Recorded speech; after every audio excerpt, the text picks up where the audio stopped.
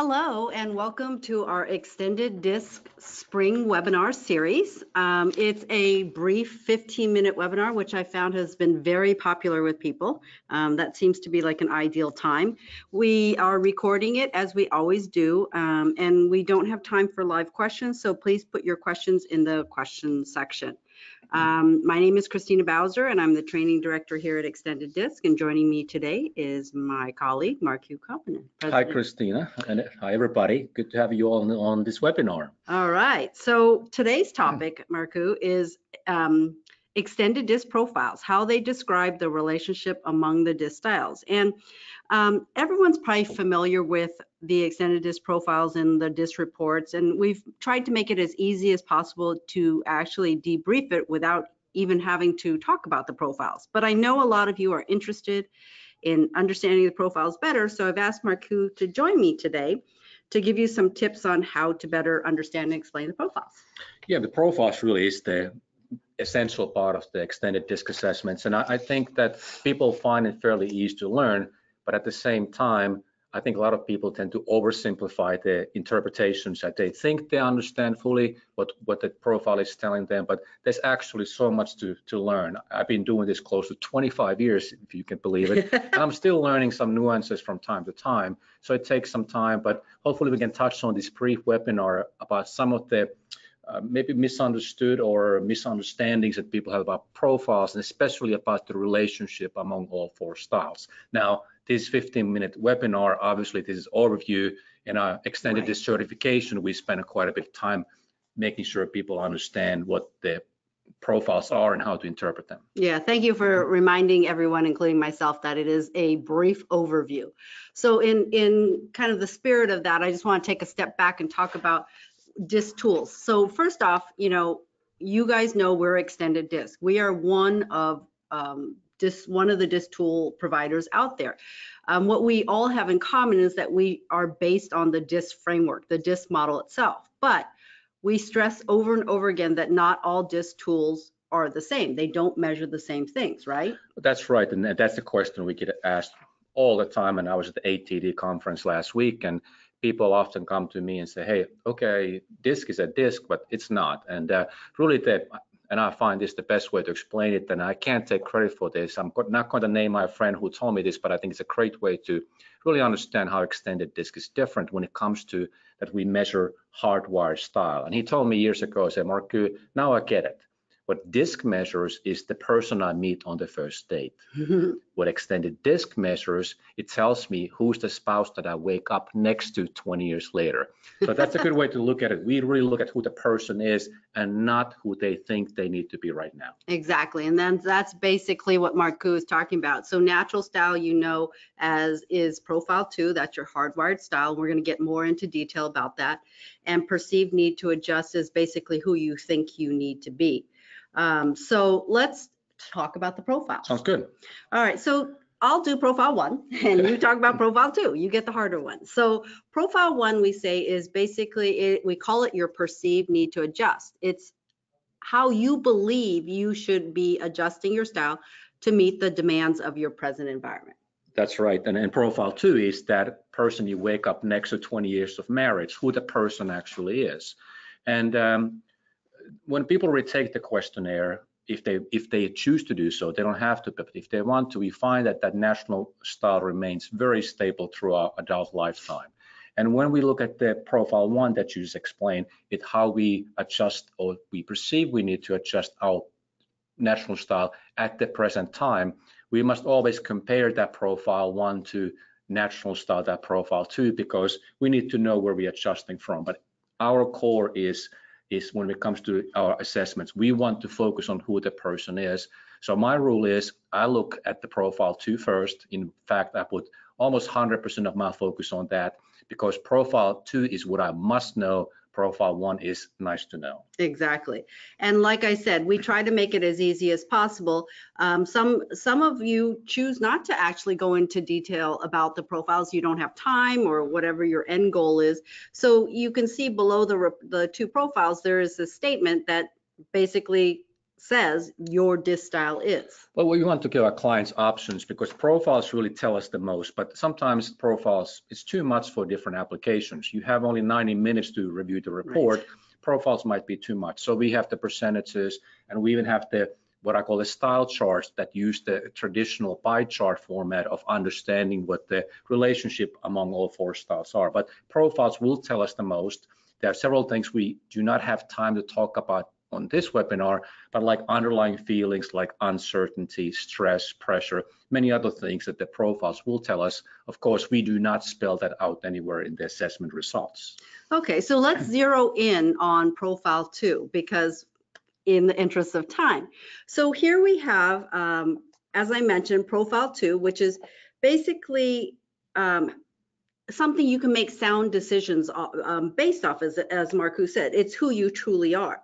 But before we get into that, I just really want to state over and over again, because I'm not quite sure people really get this, is every one of us has all 4 styles.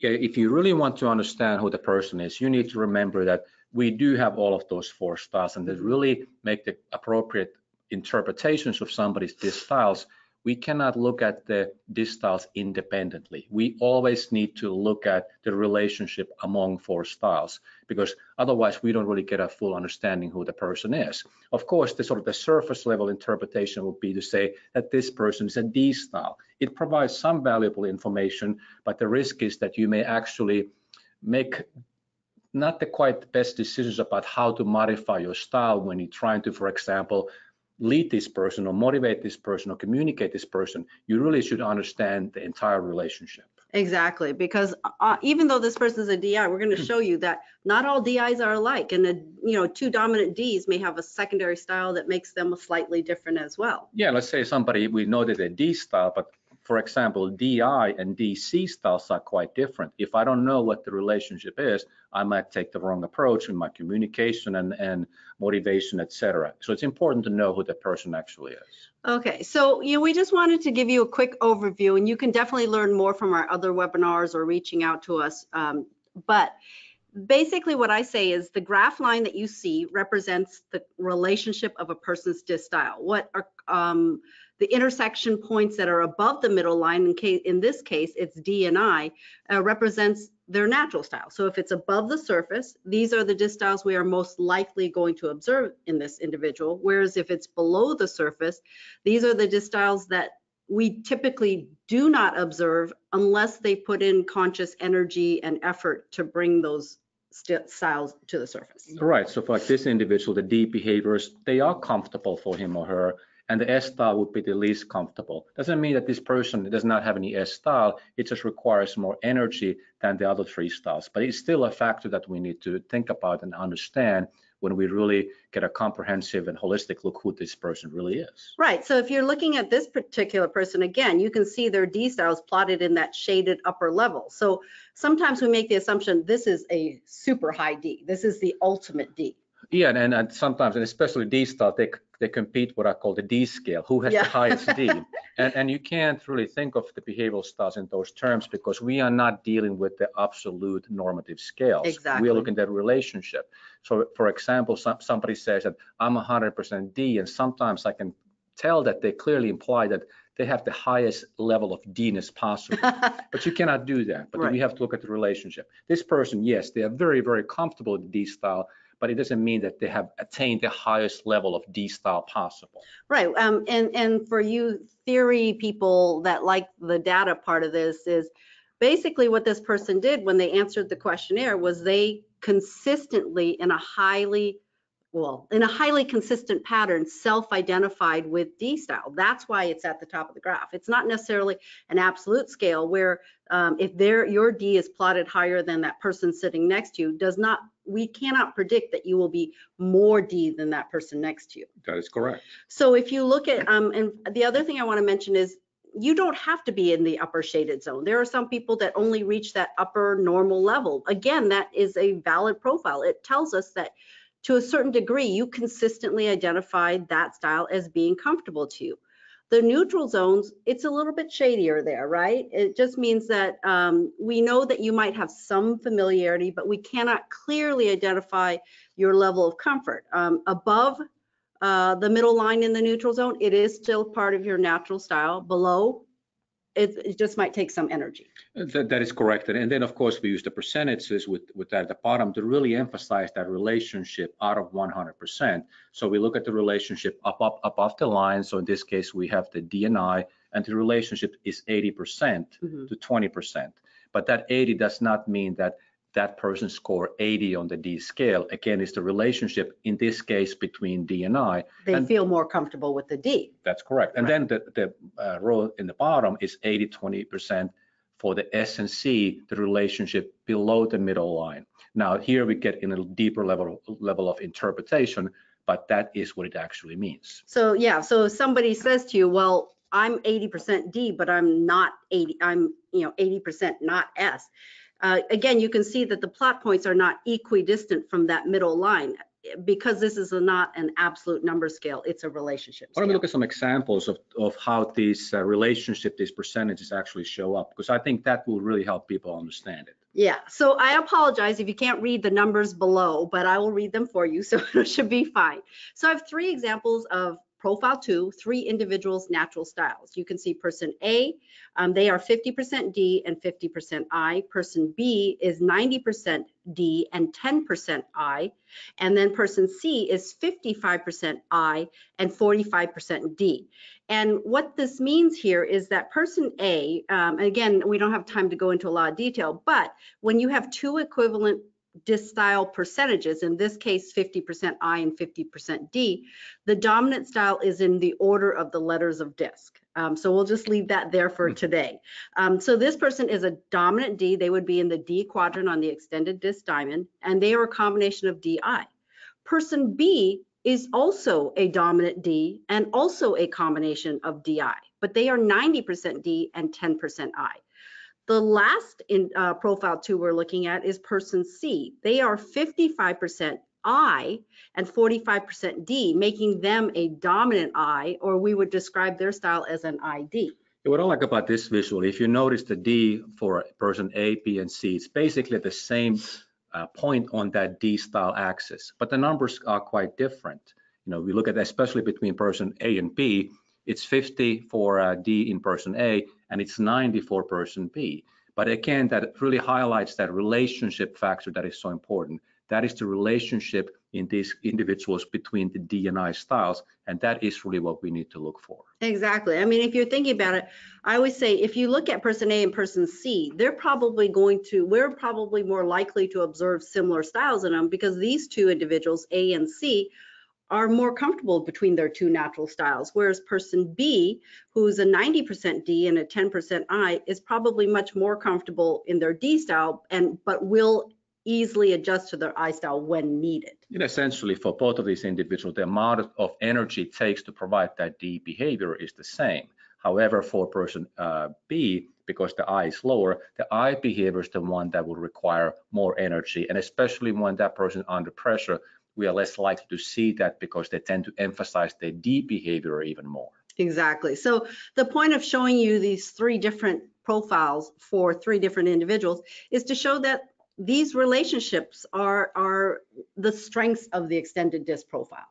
Go ahead. All right. So in the interest of time, I just want to make sure that you have some walking away points. That what do you tell your clients in terms of explaining the profile? Well, number 1, extended DISC profiles are unique to extended DISC. Not everyone displays their DISC style the same way. Focus, as Marku said, on your natural style. That describes your preferred way of doing things, which is profile 2.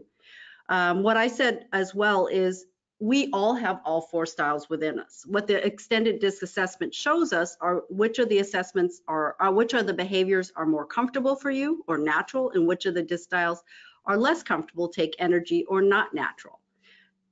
Yeah, that's right. And again, I want to emphasize that how important it is to find that natural hardwired style. Analogy is that if we don't know where we're starting on our journey to a destination, it's really impossible to get there. So if we have a roadmap and we know where we want to get, what our goals are, what the behaviors are needed to be successful, we must know where are we adjusting from. Otherwise, our plan will be misguided and the results will be not as successful as we want them to be. So in summary, the profiles just simply describe the relationship of your 4 DISC styles, your natural and not natural, and those percentages below, you can learn more, but they describe the relationships of those DISC styles that are above the midpoint natural and below the midpoint not natural. So that was a very quick overview. So obviously we have more webinars on our website. You can go listen to the past ones. Just click on webinars and you find, and you can search them, and there's a lot of on profiles. But more importantly, we really spend a lot of time on this when we do the certification to train the trainer. While we don't require it, we recommend it because there is so much that you can get out from the profiles, and it tells us a lot more than most people really understand and realize. Exactly. You can see we're very passionate about it. We have a lot of information, so make sure to reach out to us. We do have another webinar coming up next. I don't know what June 5th is. I think it's it's a Wednesday. I think so. Yeah. Identifying the main DISC styles of others. It's a brand new 1-hour webinar that you can get 1 unit of HRCI or SHRM recertification. So I highly recommend you sign up. It's 10 a.m. to 11 a.m. Central Standard Time. If you want to learn about that webinar or other webinars, check our events tab on our extendeddisc.org page. Sorry we went over, but we love talking about profiles. Have a great day, everyone.